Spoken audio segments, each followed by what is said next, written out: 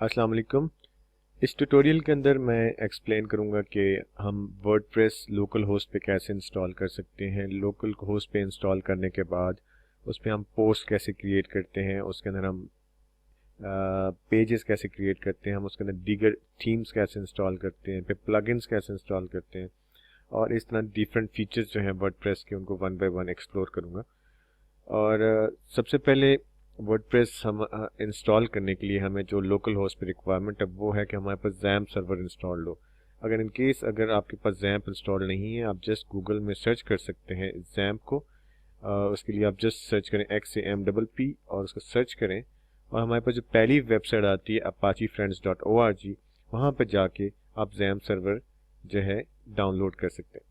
Download करने के बाद मेरे पास ऑलरेडी इस वक्त जैम्प सर्वर इंस्टॉल्ड है, तो उस केस में अगर आप जैम्प सर्वर इंस्टॉल हो, आप जस्ट प्रोग्राम्स में जैम्प कंट्रोल पैनल को ओपन करें और यहाँ पे जो पहले दो मॉड्यूल्स हैं, हमें वर्डप्रेस इंस्टॉल करने के लिए हमारी रिक्वायरमेंट है कि ये दो मॉड्यूल्स रनिंग हो। अगर रनिंग नहीं है, अगर यहाँ इन दोनों के आगे स्टॉप लिखा हुआ तो इन दोनों को आपने क्लिक करना स्टार्ट और फिर दूसरे को भी स्टार्ट कर दिया। दोनों के बैकग्राउंड्स ग्रीन हो जाएंगे और इनको पोर्ट भी असाइन हो चुका है, तो इसका मतलब है कि ये इस वक्त जो है ये जैम्प रनिंग है। और इसको चेक करने के लिए हमने ब्राउज़र में लिखना है, जस्ट एक नया टैब ओपन कर लेता हूँ। यहाँ लिखेंगे लोकल होस्ट और एंटर। लोकल होस्ट लिखा तो वो वेलकम टू जैम्प का पेज आ गया हमारे पास। ठीक है, यहीं से हम php-my-admin भी एक्सेस कर सकते हैं। अब हम इंस्टॉल करने जा रहे हैं वर्डप्रेस। तो वर्डप्रेस को इंस्टॉल करने के लिए हम वर्डप्रेस की वेबसाइट पर जाएंगे, wordpress.org।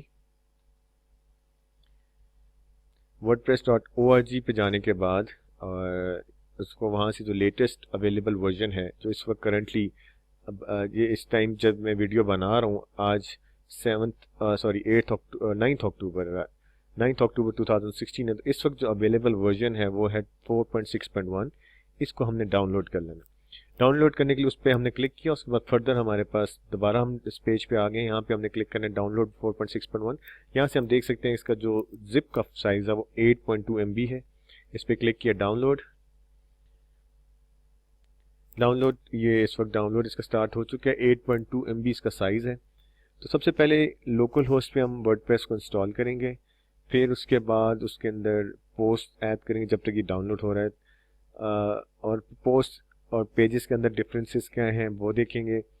फिर इसके बाद थीम्स कैसे इंस्टॉल करनी है, प्लगइन्स कैसे इंस्टॉल करने हैं, फिर उसकी हर प्लगइन की अपनी अपनी सेटिंग्स होगी। और फाइनली जो है हम उसके अंदर यूजर्स के डिफरेंट रोल्स हैं उनको हम एक्सप्लोर करेंगे। तो दीगर जो हमारे पास ये फंक्शनैलिटी वर्डप्रेस ऑफर करता है। फिर वर्डप्रेस को यूज़ करते हुए हम बहुत टाइप्स की वेबसाइट बना सकते हैं। फॉर एग्जांपल हम वर्डप्रेस के अंदर वू कॉमर्स का प्लगइन यूज़ करें तो हम उसको as a ecommerce website बना सकते हैं। फिर हम उसको एज अ कॉर्पोरेट वेबसाइट बना सकते हैं अगर हम सिर्फ पेजेस यूज़ करें, ब्लॉगिंग वाला ब्लॉग्स अगर इन केस हम यूज़ नहीं करते, यानी अगर मैं ब्लॉग पोस्ट को होम पेज पे डिस्प्ले नहीं करता, उसकी जगह कोई स्टैटिक पेज रख के बाकी भी सारे स्टैटिक पेज कर दूं, तो एक स्टैटिक पेज भी या कॉर्पोरेट वेबसाइट भी बना सकते हैं, पोर्टफोलियो वेबसाइट्स बना सकते हैं। इसमें बहुत सारी दीगर ऑप्शंस हैं वेबसाइट्स की जो बहुत ज़्यादा अब जो आप वर्डप्रेस को यूज़ करते हुए बना सकते हैं। डाउनलोड ऑलमोस्ट कंप्लीट होने वाला है। 6.4 MB हो चुका था अब तक 8.2 MB में से। ये डाउनलोड हो जाए तो उसके बाद इसको मैं अपलोड करता हूँ, मतलब पहले इसको एक्सट्रैक्ट करता हूँ और उसके बाद फिर हम इसको इंस्टॉल करेंगे।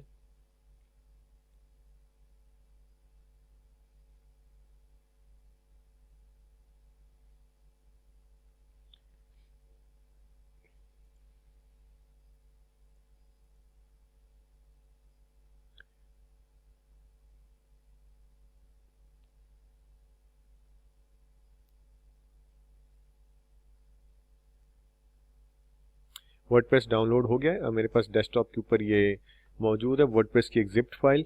इसको मैंने जस्ट अनजिप करना है, राइट क्लिक किया और मेरे पास चूंकि WinRAR ऑलरेडी इंस्टॉल्ड है तो उसको चूज करना है extract to WordPress 4.6.1।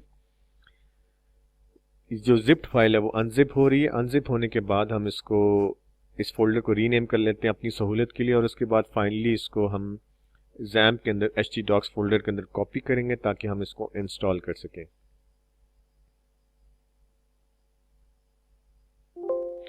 WordPress extract किया तो एग्जैक्टली वही नाम है जो मैंने उसका चूंकि एक्सट्रैक्ट टू हेयर की ऑप्शन एक्सट्रैक्ट टू फोल्डर का नाम किया था, एग्जैक्टली वही फोल्डर का नाम इसने क्रिएट कर दिया है। इसको ओपन किया और इसके अंदर वर्डप्रेस का फोल्डर है जिसके अंदर सारी वर्डप्रेस की फाइल्स हैं।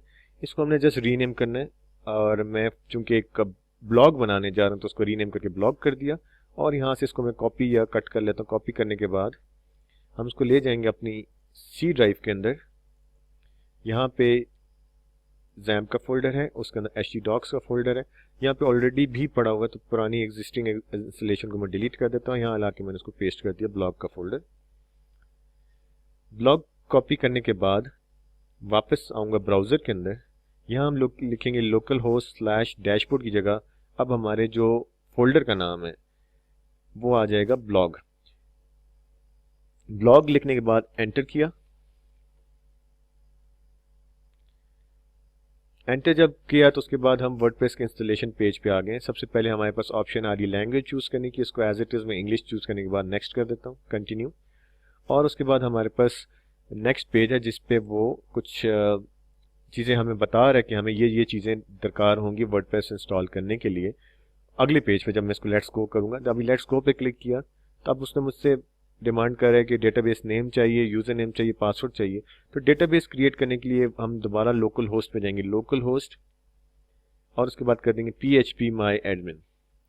एक ऑप्शन ये है कि हम इसको डायरेक्ट यहाँ से एक्सेस करें। दूसरी ऑप्शन ये है कि जब आप लोकल होस्ट भी टाइप करते हैं ऊपर आपके पास ऑप्शन आ रही होती है php my admin की, वहाँ से क्लिक करके भी आप जा सकते हैं। यहाँ पे php my admin के अंदर ये इंटरफेस है। यहाँ पे सबसे ऊपर सामने आता है डेटाबेसेस। डेटाबेसेस पे क्लिक किया और यहाँ पे एक वर्डप्रेस के लिए मैं डेटाबेस बना लेता हूँ जिसका नाम मैं रख देता हूँ वर्डप्रेस।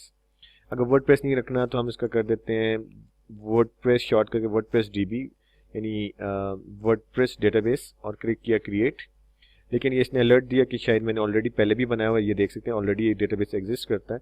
तो मैं इसको वर्डप्रेस न्यू कर देता हूँ। वर्डप्रेस न्यू एक डेटाबेस, नाम आप अपनी मर्जी से रखें, बस ये नाम को आपने याद रखना होता है। और उसके बाद क्लिक करना है क्रिएट के ऊपर।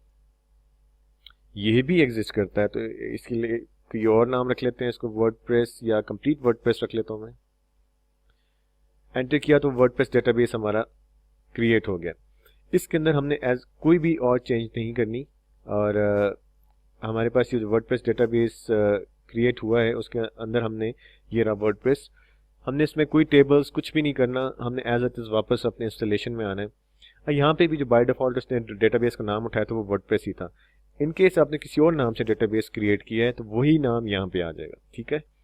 अब जैम्प के केस में जो डेटाबेस का यूज़र नेम है वो रूट है और इसका कोई पासवर्ड नहीं है। ये बाय डिफ़ॉल्ट जो आता है वो रूट और ब्लैंक पासवर्ड, आप इसको चेंज कर सकते हैं। लेकिन जो बाय डिफ़ॉल्ट अगर आप जैम्प इंस्टॉल करते हैं उसमें जो डेटाबेस का यूज़र नेम है वो रूट है और पासवर्ड उसका कोई भी नहीं है। उसके बाद क्लिक किया सबमिट। अब ये इसने डेटाबेस से कनेक्शन किया और कनेक्शन क्योंकि वो कम्युनिकेट कर सकता है डेटाबेस के साथ, तो अब ये हम इसको इंस्टॉल कर सकते हैं। Run the install. यहाँ पे हमें अपनी साइट का टाइटल दूंगा। फॉर एग्जांपल हम इसको टाइटल देते हैं my first blog. User name आप अपना नाम चूज़ करें। एक ऑप्शन ये है कि आपके पास नीचे और ऑटोमेटिकली पासवर्ड सजेस्ट करे, जो पासवर्ड जो है वो स्ट्रांग होगा। इसकी निस्बत अगर आप अपनी मर्जी का पासवर्ड देते हैं तो आप वो भी कर सकते हैं। और उसके बाद अपना ईमेल एड्रेस चूज़ किया और फाइनली इंस्टॉल कर दिया वर्डप्रेस। तो ये वर्डप्रेस की इंस्टॉलेशन बहुत सिंपल सी है। जस्ट आपने डेटाबेस क्रिएट करना है, डेटाबेस का जो यूज़र नेम है वो रूट होगा, पासवर्ड ब्लैंक होगा, और ड्यूरिंग इंस्टॉलेशन आपने database name, user name, password enter किया। उसके बाद फाइनली आपने लॉगिन कर देना। लॉगिन किया तो अभी जो डेटाबेस का नाम हमने कॉपी किया था, जो उसका पासवर्ड कॉपी किया था, वो मैंने यहाँ पेस्ट किया और क्लिक किया लॉगिन के ऊपर।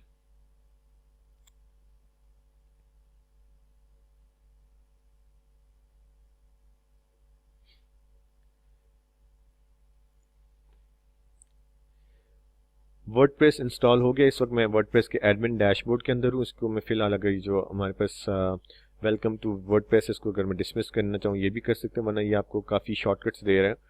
फर्स्ट ब्लॉग कैसे लिखना है, पहला पेज कैसे है, और जो भी, इसको फिलहाल हम डिसमिस कर लेते हैं। अब वर्डप्रेस के अंदर फ्रंट एंड पर जाने के लिए विजिट साइट के ऊपर क्लिक करना है। ये आपका फ्रंट एंड आ जाएगा, ये इसका फ्रंट एंड आ गया और ये इसका बैक एंड आ गया। सबसे पहले जो वर्डप्रेस के अंदर हम ऐड करेंगे वो है उसकी पोस्ट। अगर हम पोस्ट के ऊपर जाएं तो बाय डिफॉल्ट एक पोस्ट हेलो वर्ल्ड ऑटोमेटिकली, मतलब ड्यूरिंग इंस्टॉलेशन वो आ जाता है। इसको आप एडिट भी कर सकते हैं या हम इसको ट्रैश कर देते हैं, हम एक नई पोस्ट ऐड करते हैं। और सपोज ये मैं एक ट्रैवल ब्लॉग बनाने जा रहा हूँ, तो ट्रैवल के लिए हम कोई कैटेगरीज पहले ऐड कर लेते हैं।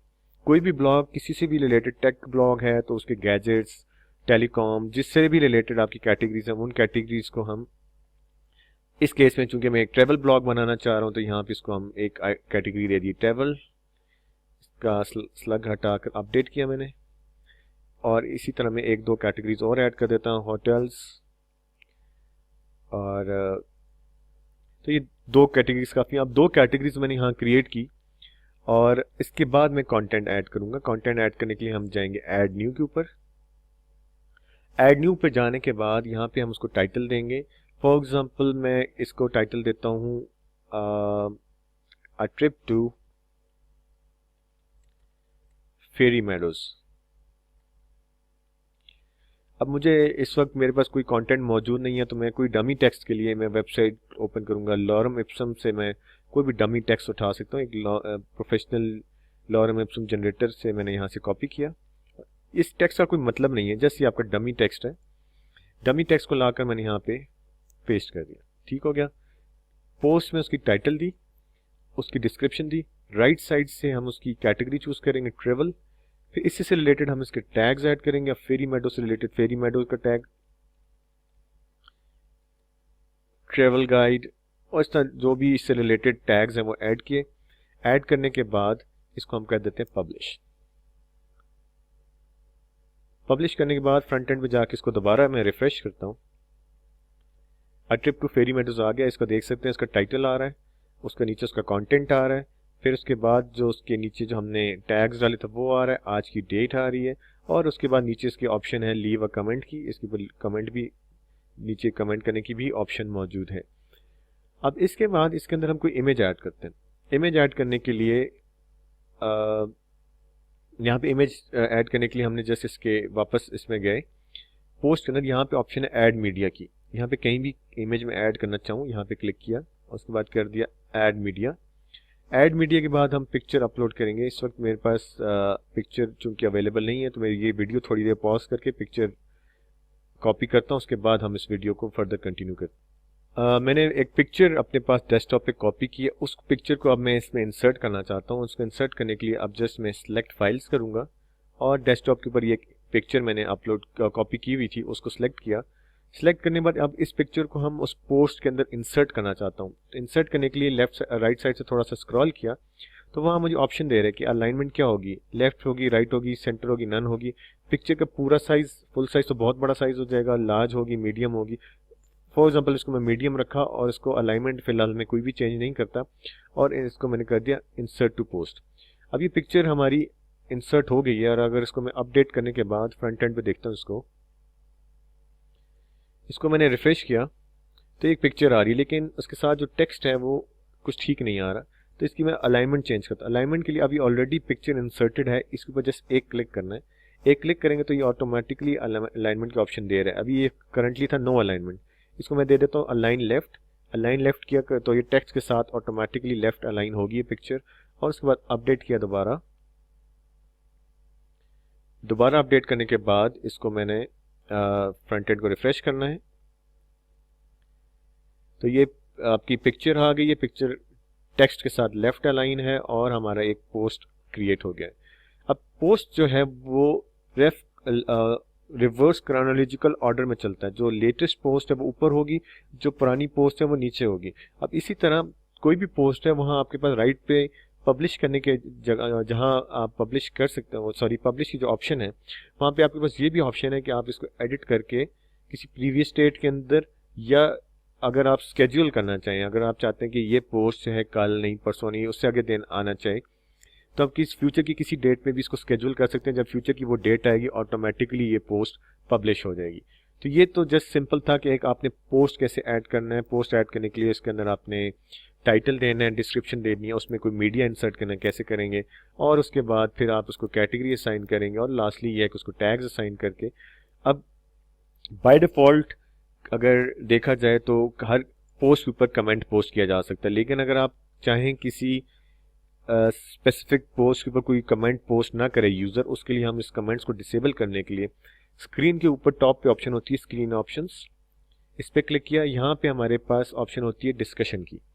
डिस्कशन को आप चेक करेंगे तो नीचे अगर फर्दर स्क्रॉल करेंगे पेज को, वापस हमारे पास अलाउ कमेंट्स चेक्ड होगा। पोस्ट के केस में बाय डिफ़ॉल्ट कमेंट्स इनेबल्ड होते हैं और पेजेस के केस में ये बाय डिफ़ॉल्ट डिसेबल्ड होते हैं।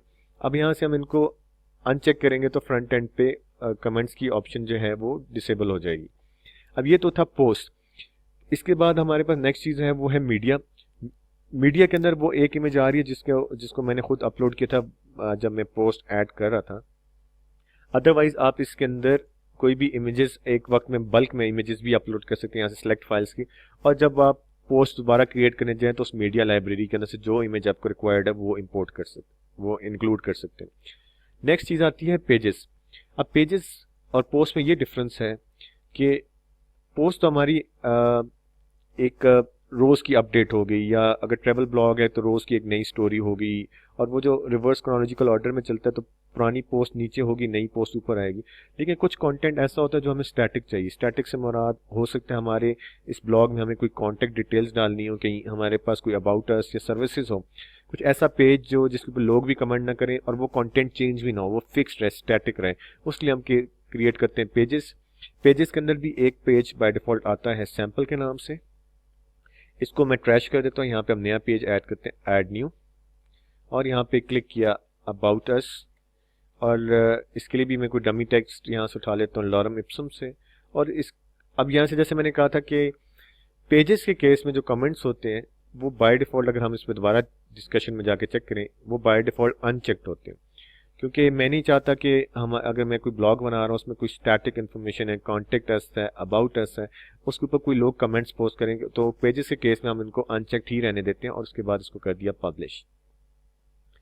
तो एक पेज क्रिएट किया मैंने अबाउट अस। इसको अब हम फर्दर रिफ्रेश करके फ्रंट एंड पे देखें तो यहाँ पे वो पेज कहीं नज़र नहीं आ रहा। एक तो पेज को डिस्प्ले करने की दो ऑप्शन है, एक तो ये है हमारे पास अपीयरेंस के अंदर विजेट्स है, विजेट्स के अंदर हमारे पास पेजेस का विजेट है, विजेट को ड्रैग एंड ड्रॉप करें, विजेट पे फर्दर दोबारा मैं वापस आता हूँ। लेकिन फिलहाल ये कि पेजेस के विजेट को जब मैं ड्रैग करके इस पर ड्रॉप किया, अब मैं दोबारा इसको रिफ्रेश करूँगा तो मेरे पास पेजेस का विजेट आ जाएगा। दूसरी ऑप्शन हमारे पास होती है हम थ्रू मेन्यू पेज को ऐड करें।